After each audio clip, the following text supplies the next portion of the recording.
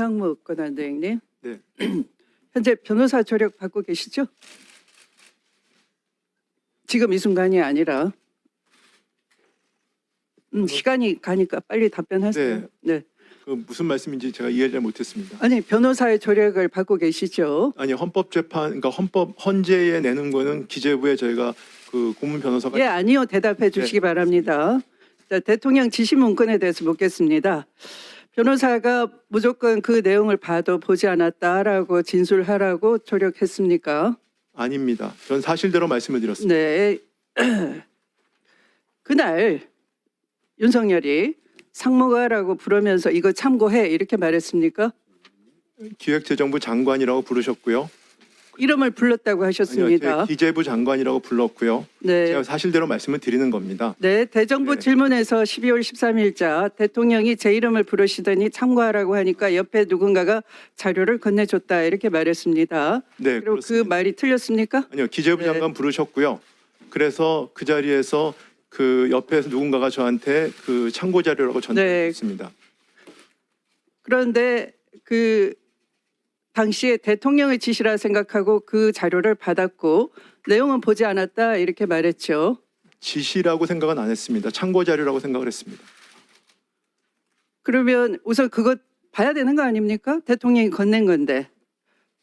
그 국토부 당시 장관하고 따로 별도로 불러서 불러서 한 것이 아니고요. 네. 들어가시면서 제 얼굴을 보시더니 그리고 저한테 참고하라고 하는 식으로 해서 옆에 누군가 저한테 자료를 줬는데 접힌 상태의 쪽지 형태였습니다. 근데 그 당시는 그 계엄이라고 전혀 상상할 수 없는 그런 초현실적인 상황이었고 저는 그 당시에 외환시장이 열려 있기 때문에 자, 외환시장을 길게 모니터링하느라고 아니 예 아니오식으로 정신이 답변해 주시기 바랍니다. 상황이 없었다는 네. 말씀을 드립니다. 네. 윤석열은 준 적도 없고 뉴스 보고 메모의 존재를 알았다 이렇게 주장하고 있는데요. 그런데 조태열 외교부 장관의 경우에는 그 지시 문건 받았다라고 명확하게 얘기하고 있는데 하필이면 권한대행 것만 뉴스 보고 알았다 하는 건 이상한 거 아닙니까? 굳이 그 내용을 부인하고 싶기 때문에 그렇게 주장하는 거 아닙니까? 그 내용은 그 제가 국회 답변 과정에서 여러 말씀을 드렸는데 저희 1급회가 끝날 때쯤 1시 한 50분경이라고 저는 확인이 됐습니다만 네, 알았습니다. 그 다음에 또 당시에 묻겠습니다. 확인이 제가 됐었습니다. 네, 긴 발언을 참고해 주시고 다음에 질문 내용이 나옵니다. 네. 이 지시 문건에 담긴 내용대로 비상입법기구가 국회를 강제 해산시키고 국회를 대체하는 기구라면 위헌적 기구가 아니겠습니까? 전 그 내용에 대해서 알지 못합니다. 지금은 어떻게 생각합니까? 그 내용에 대해서 제가 전혀 무슨 말인지를 이해를 못하는 내용들이 아니 그 후에 있습니다. 보셨으니까 언론 보고 네, 언론은 봤습니다. 네, 제가 그 그러면 내용에 대해서 지금 생각을 묻는 정확히 겁니다. 제가 내용을 이해를 못하기 때문에 말씀을 드릴 수가 없습니다. 지금 생각이 없으시군요. 네. 12.3 비상계엄이 위법이라는데 동의하십니까? 저는 그 잘못된 결정이라고 생각했고 그 자리에서도 반대를 했습니다. 강하게. 네. 만약 윤석열이 주장하는 대로 또는 김용현이 주장하는 대로 재경부 내에 둘 수 있는 관료 조직을 얘기하는 거다라고 한다면은 그것도 또한 긴급 재정 경제 명령은 국회 집회가 불가능한 경우에 하나여 열 수 있게 돼 있는데 당신은 국회가 열려 있었고 또 국회 당연히 보고 승인을 받아야 되는 것이라는 것쯤은 알고 계시죠? 권한대행께서는 서울법대를 나오셨으니까 헌법 정도는 익히 숙지하고 계시겠죠? 그런 절차는 알고 생각하고 있습니까? 네, 제가 여러 번 말씀드렸지만 전 계엄에 예, 아니오면 얘기해 주시기 반대를 바랍니다. 했었. 그래서 12.3 비상계엄은 어느 모로 봐도 어떤 변명을 하더라도 위법이라는 겁니다. 이해하시겠습니까?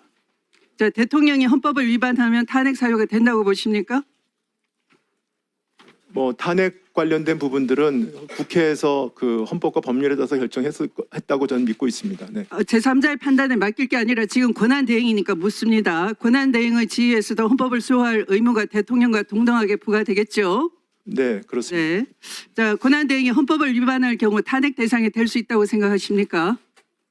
네, 그 뭐 헌법과 법률을 위반할 경우에는 그렇게 될 수 있다고 네. 봅니다. 그러면 헌법재판소법상 헌재의 권한쟁의 심판 결정은 모든 국가기관과 지방자치단체를 기속한다라고 규정이 돼 있고 헌재가 공권력 불행사에 대한 헌법 소원을 인용하는 결정을 하면 피청구인은 결정 취지에 따라 새로운 처분을 해야 한다는 것 이해하고 계시죠? 그 부분에 대해서는 이해하고 있습니까? 아닙니까? 아니, 제가 답변을 드리지 않습니까? 그 부분에 대해서는 헌법재판소의 결정을 존중한다는 네, 입장입니다만 아직 존중을 결정이 한다. 없기 때문에 제가 예단해서 네, 말씀드릴 수 존중을 한다라고 하셨습니다. 헌법재판소가 만약 후보자를 재판관으로 임명해야 한다는 결정을 내렸음에도 불구하고 이를 이행하지 않는다면 명백한 헌법재판소법 위반인 건 알고 계시죠? 그렇다면 임명 결정이 나오면 즉시 마은혁 재판관을 임명하겠습니까? 하는 게 당연하지 않겠습니까? 아까 말씀드렸습니다. 임명하는 게 제가 말씀드리지 당연하겠죠. 않았습니까? 네. 임명하는 게 당연하겠죠. 네. 자, 그런데 왜 여야가 합의해서 헌법재판관 3인의 임명에 대한 합의한 공문이 있습니다. PPT 한번 봐주시죠. 권한대행께서는 합의가 이루어지지 않았다는 거짓된 주장으로 임명을 보류를 했습니다. 그리고 헌법재판소의 권한쟁의 심판에 대해서는 갑자기 변론 재개 요청을 하면서 의도적으로 시간 끌기를 했습니다. 이것은 문형배 이미선 재판관의 임기가 끝나는 4월까지 버티기 전략을 하고 있는 겁니까? 절대 아닙니다. 어제 네. 중대한 결정이기 때문에 헌재에서 그 현명한 네, 결정을 중대한 하기 위해서 결정이기 때문에 한 번 더 여러 재고를 쟁점에 했다면은 대해서는 충실하게 답변을 드리는 게 전 당연하다고 생각하고 네, 있습니다. 네. 충실한 자세이라면은 헌재가 임명 결정이 나오면 즉시 재판관을 임명하는 것이 이 헌정 질서를 빠르게 복구할 수 있는 방법이라는 것 권한대행으로 잘 알고 계시는 거죠? 아까 답변 드렸습니다. 네. 자, 그러면 신문을 마치겠습니다. 네,